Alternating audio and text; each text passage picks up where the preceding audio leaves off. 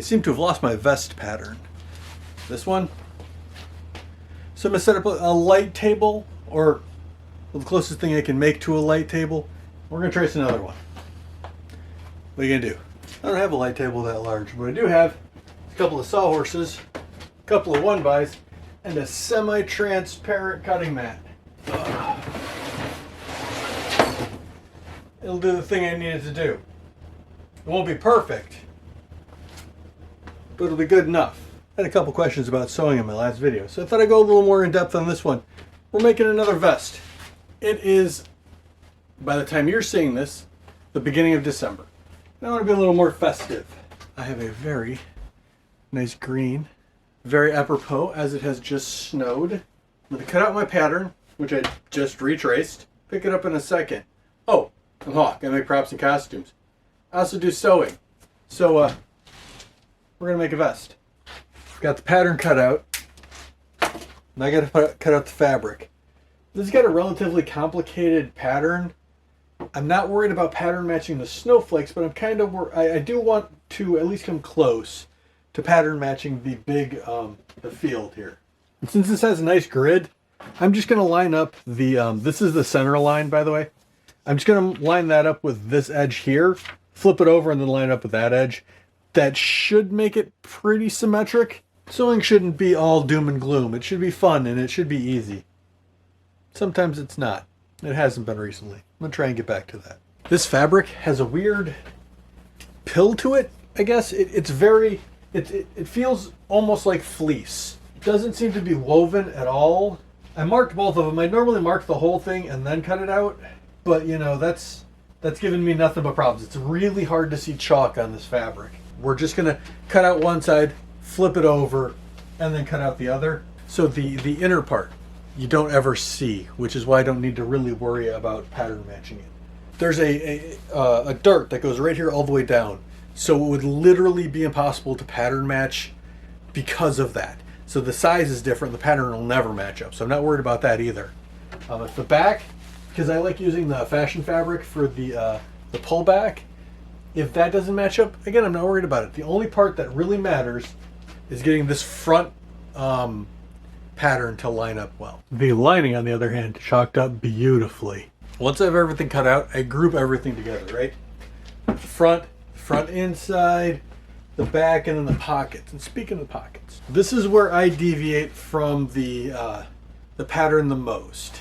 I have pockets that are pockets, right? You're supposed to make, with this pattern, welt pocket. And welt pockets, which I still may do, I just may do them in the breast, are just these little flaps that get sewn on, so it gives the illusion of a pocket without actually doing a pocket. I don't like that. Fake pockets bother me on a fundamental level, so I tend to make actual real pockets. It's a little more complicated than a welt pocket, but it looks so much better. I cut those out because, like I said, I may do a breast pocket. I haven't decided yet, but I want to have the option, and it's just a small piece of fabric. This is my sewing machine. It is a Brother CP100X. It is an absolutely amazing sewing machine. This thing is rock steady and fantastic. I could program it to, with a push of a button, stitch out the Declaration of Independence. But then I'd have to worry about Nick Cage, and I'm not doing that again. But this machine is amazing. I make it do two things. I make it go forward and back, and I make it go back and forth. Don't overthink stitches. Yeah, there's lots of pretty decorative stitches, and the button feature is neat. I use the button feature. We're going to use that later. But I primarily do straight stitches and zigzag stitches. That's it. Everything else is just a step off of that.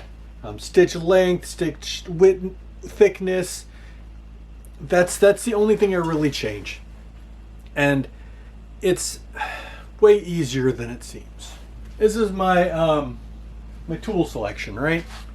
I've got circular saws, I've got a bandsaw, I've got routers and jigsaws, and belt sanders. I use all of those tools regularly. And I hear a lot of people go, I could never sew. right? As if sewing is this difficult process.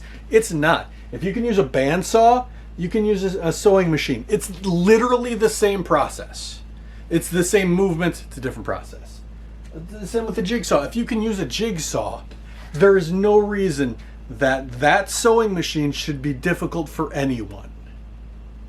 Don't let gender biases tell you you can't do a thing.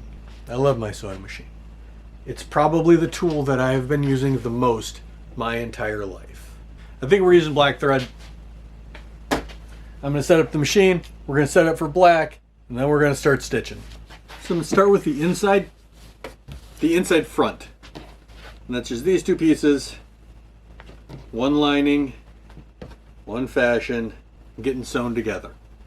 And I'm doing it right sides to right sides. Luckily the lining does not have a right side, but it's just a 1/2 inch seam allowance all along this edge.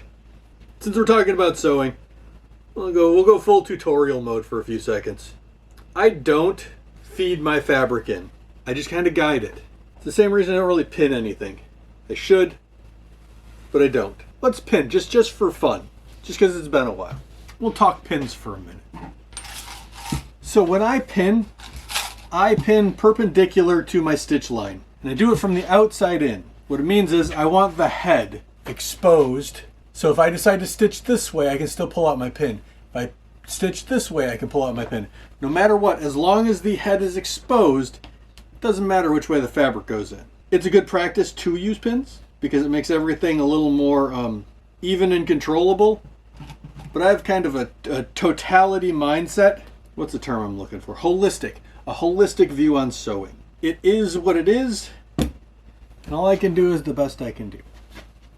I'm not going to beat myself up over things being a little off. That's why we have seam allowance. I normally don't pin at all. The only reason I'm doing it now, because it's hard to call a thing a tutorial, if I say, now you should do this thing, and I don't do it. I guess this isn't necessarily a tutorial, as much as it is watch a guy fumble with the sewing machine for a while. So in the end, this is what we have. The pin's exposed, so I can sew from either direction, and they're easy to pull out. And I normally just stitch right over my pins. I don't pull them. I probably should, but I don't.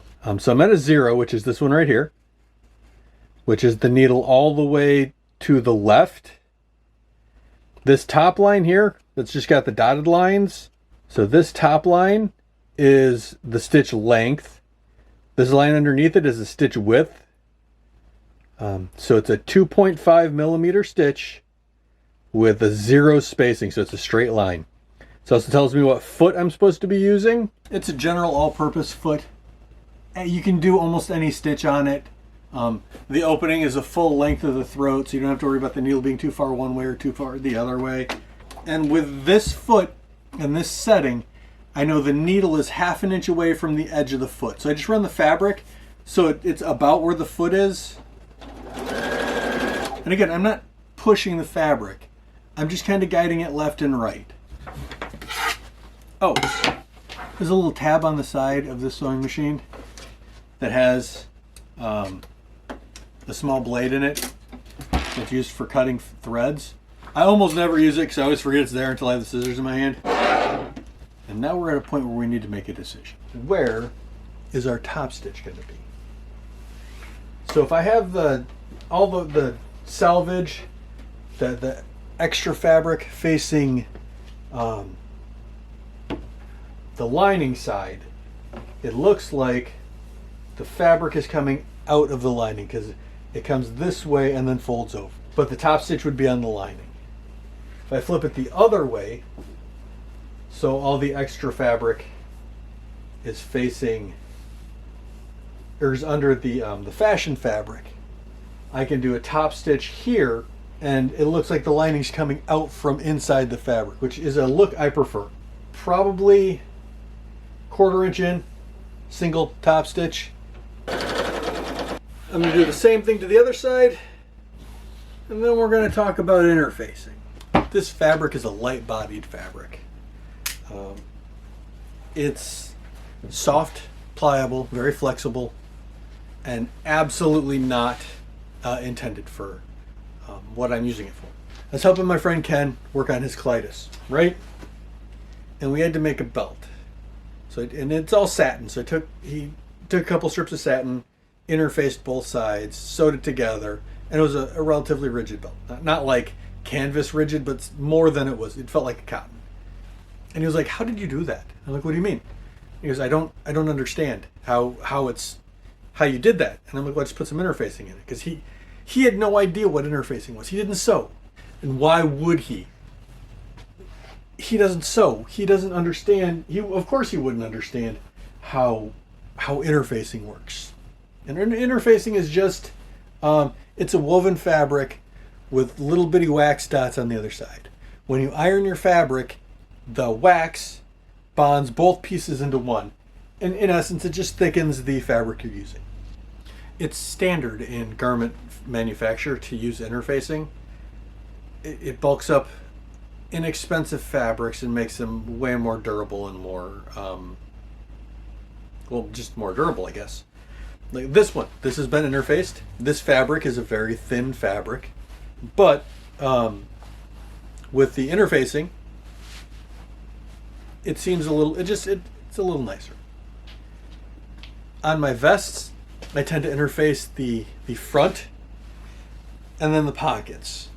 I almost always do cuffs and pockets for like jumpsuits, but fusible interfacing, real easy way to make thin fabrics just a little thicker. That's where we're at now. I'm gonna cut out 2 pieces, iron it together. We'll be back in a second. Most of the interesting things that happen on this vest happen on the front. There's a dart here. That now that I have interfacing on, is very easy to mark. So that's our dart. They know. It's what? Just an inch? It's probably closer to 3/4. Is it worth it? Yes. I could easily draft my own pattern. I do it all the time for my Star Wars stuff. But a commercially designed pattern will have taken every bit of fluff out of it. There is not a single stitch in this pattern that's extra, because this is designed for basic to intermediate people who sew. Sewists, I believe, is the term we're using now. And I'm not going to take anything away from this pattern because they did all the hard parts for me. Those marks we just made, we fold along the middle line, stitch along the outer lines. We're going to do that to both sides, and then we move on to pockets, because next we have to place everything and figure out exactly where we want stuff to be. Before I can decide where I want these pockets laid out, I have to make them.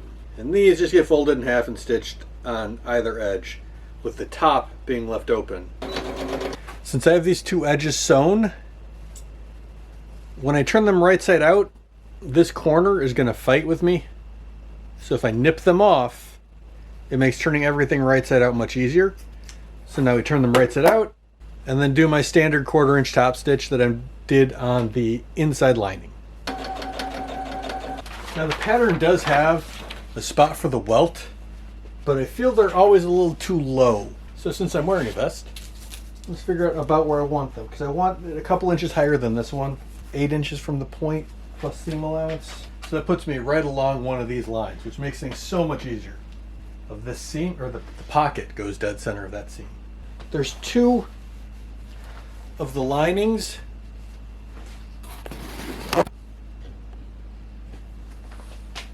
right that get sewn in with the pocket flap underneath, so when it goes on top everything fits properly. But this is kind of how we sew it together, and I don't quite know how to explain how to do this except to just do it. Oh, see how the pattern's all weird right here because of this stitch, which is why I wasn't terribly worried about pattern matching. So I have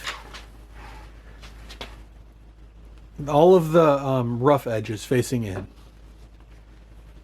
This is going to be the slit that's eventually going to become the pocket.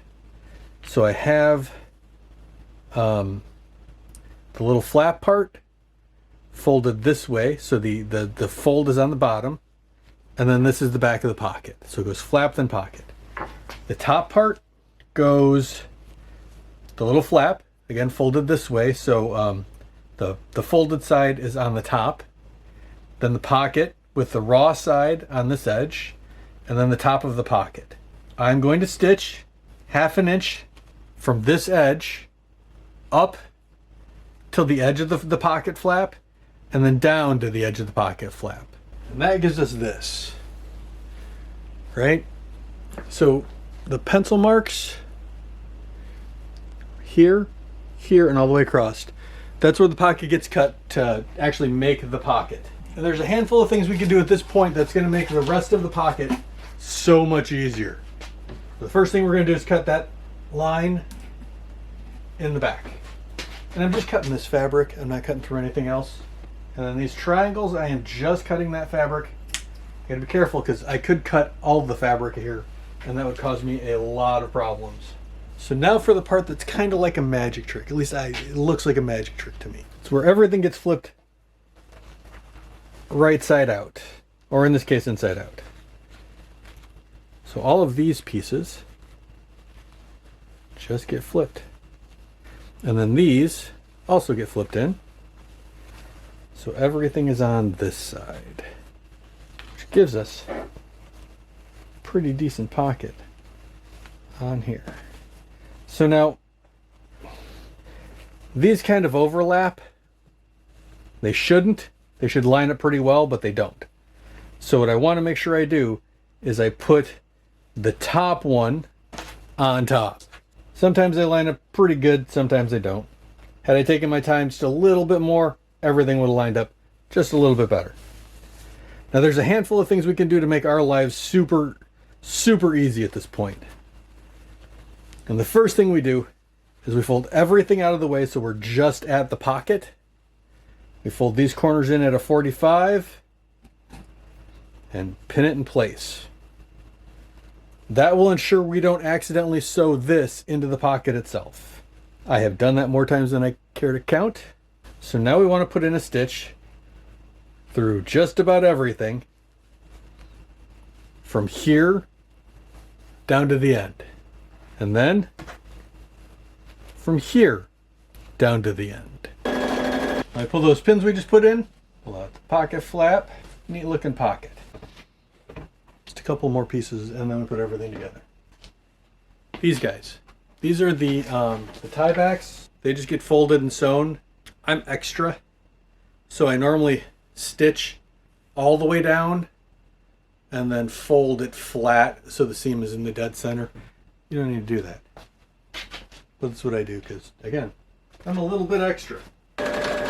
What I mean by that is I sew it as a tube and I push it flat and then sew it like that. That way the seam is on the center and you rarely see it. Then snip the corners, turn it right side out. Next, we attach the shoulder seams, one to each. Making sure to keep in mind that the sleeve goes to, or the arm's eye goes towards the arm's eye.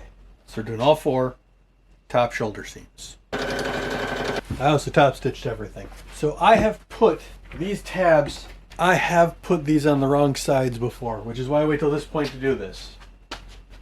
Short one goes on this side, long one goes on this side, but I want to make sure the seam is facing up because this gets folded over. All right, now that these are pinned on, we're going to take these back pieces and sew them to these side pieces. We're going to do that for all 4 of them, just like the shoulder seams, straight across, and then we will we'll top stitch. Well, since we're at this point, these tabs, I'm going to do a zigzag stitch on the waist side, just because they're the only spot that gets any real pull, and I want to make sure, you know, that they're in there securely. So the arm's eyes all pinned together, right side to right side. We're going to do a top stitch, bunch of relief cuts, fold it out right, and then do top stitching. All of these angles aren't going to want to turn right side out.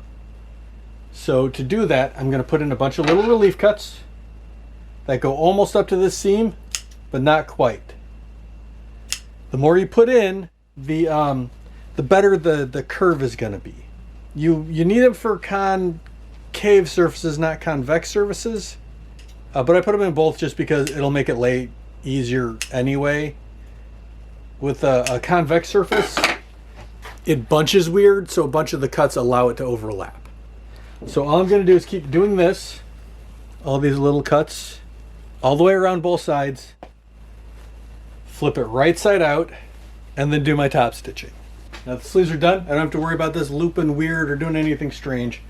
We're going to put the back seam together. It's right sides to right sides.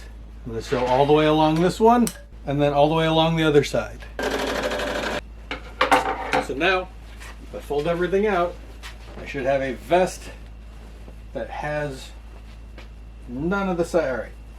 So everything is put together now, right? We just have to sew the entire perimeter.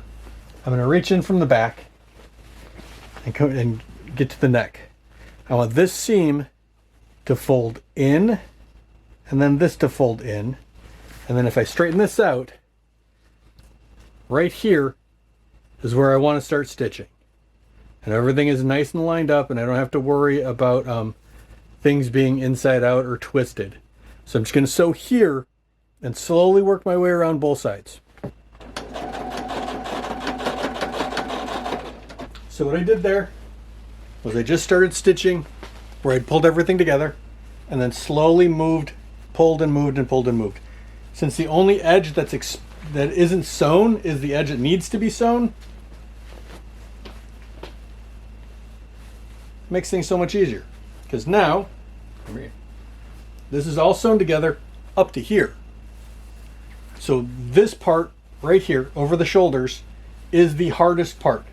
With that now taken care of, I can just fold this out like that and then just stitch everything together. I'm going to do that and leave probably about this much of a gap at the bottom.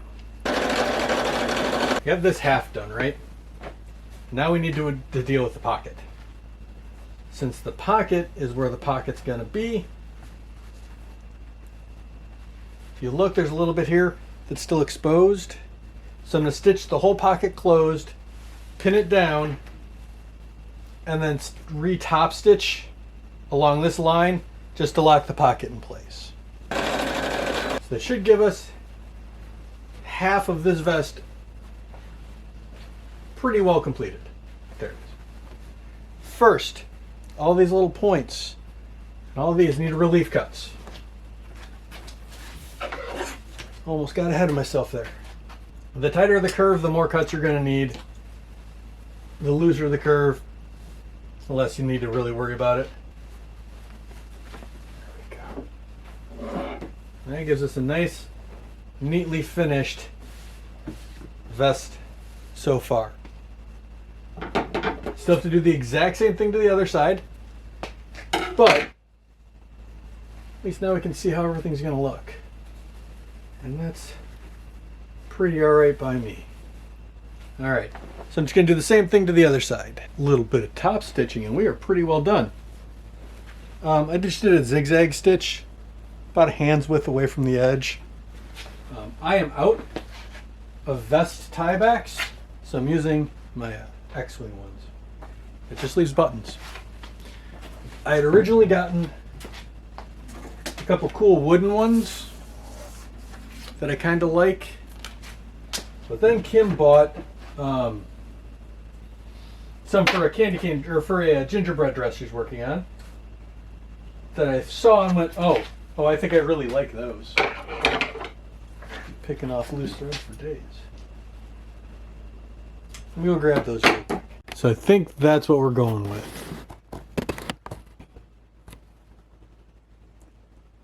They blend in very well. Makes me feel like it's a little more cohesive. So now I just have to put in the buttonholes, which really is just this thing doing all the work. Goes in place of my regular foot. One of the buttons goes in to form the size. A little foot that comes down. So now all I do is mark where I want each buttonhole to be, put the buttonhole in, push the button, and it does all the work. I have to admit, that's pretty nice.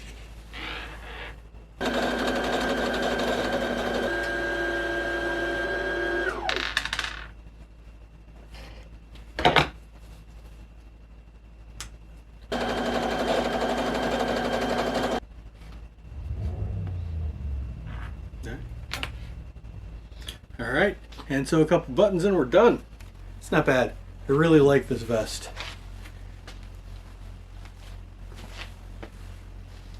I made one last year, right about this time. It's may become a tradition. I may make vests more often. Yeah, neat. Alright. I am easily distracted. I am super happy with this thing.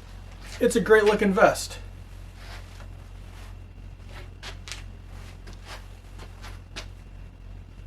I hope I was informative. I hope I was entertaining. If I was, let me know. If I wasn't, let me know.